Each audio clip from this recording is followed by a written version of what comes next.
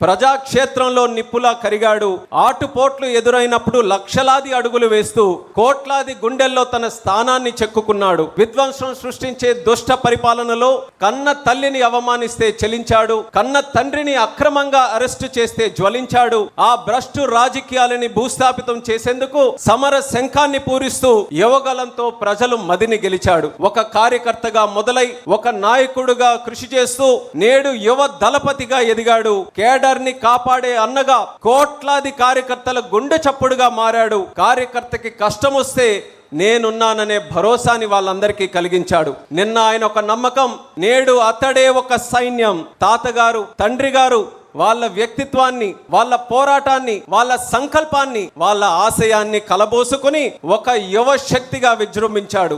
ఎక్కడ ఓడిపోతే అక్కడే 90,000కు పైగా మెజారిటీతో గెలిచి చూపించాడు ఆయనే. అది ఆయన తాలూకా కెపాసిటీ. ఎక్కడ తండ్రికి అవమానం జరిగిందో అదే చోట పట్టాభిషేకం జరిగేలా చేశాడు.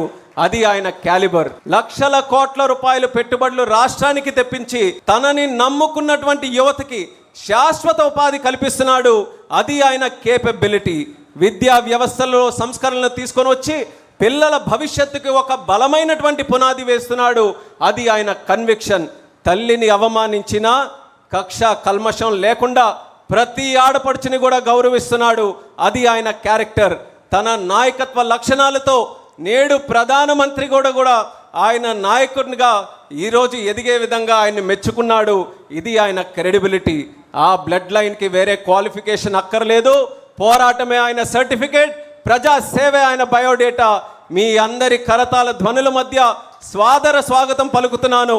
నిరంతర కార్యసాధకుడు, యువగలం రథసారథి, భవిష్యత్తు వారధి, తెలుగుదేశం పార్టీ జాతీయ వర్కింగ్ ప్రెసిడెంట్, నా అన్న, మన అన్న, the one and only Nara Lokesh అన్న గారికి సాదర స్వాగతం పలుకుతున్నాను.